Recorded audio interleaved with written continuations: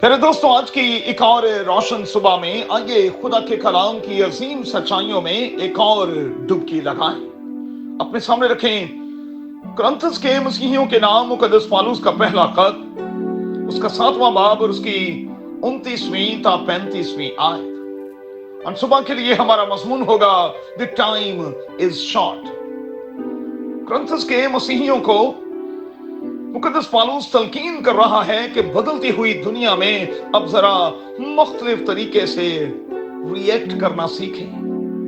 وہ انہیں تلقین کرتا ہے کہ دنیا کی شکل بدلتی جاتی ہے، سو انہیں ہر حال میں وقت کو قیمتی جان کر اپنے خداوند کو خوش کرنا ہے اور بے وسوسے خداوند کی خدمت میں مشغول بھی رہنا ہے. دنیاوی رشتوں کا دوستو احترام بڑا لازم ہے، مگر ان کو ہم خداوند کے مقابلے میں ثانوی درجے پر رکھیں اور خیال رکھیں کہ ہماری زندگی میں اول درجہ ہمارے خدا ہی کا ہونا چاہیے. اس بات کو کبھی نہ بھولیے گا کہ وقت تنگ ہے، وقت مشکل ہے، ہم ایک ہارڈ ٹائم میں سے گزر رہے ہیں. سو یاد رکھنا ہے کہ زندگی مختصر ہے. جو مواقع ہمیں دیے گئے ہیں ہمیں ان سے فائدہ اٹھانا ہے، کیونکہ یہ تھوڑی سی دیر کے لیے ہیں.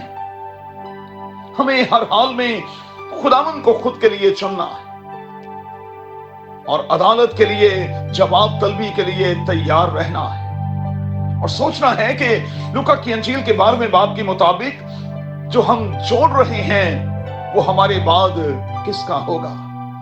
اور پھر جب ہم خداوند کے ساتھ فیس ٹو فیس ہوں گے اس وقت ہماری فیلنگز کیا ہوں گی. میرے دوستو ٹائم مختصر ہے، زندگی کے سال لمحے گزرتے چلے جا رہے ہیں. آئیے اپنے خداوند کے ساتھ پیوستہ ہوں، لپٹ جائیں، اس کے ہاتھ کو تھام لیں اور پھر اس کے ساتھ ریلیشن میں ایک لیول اور اوپر چلے جائیں. کیا معلوم کہ اگلا سال ملے نہ ملے، زندگی موقع دے نہ دے. اسی لیے بائبل مقدس میں آیا ہے کہ اگر آج تم اس کی آواز سنو تو اپنے دلوں کو سخت نہ کرو.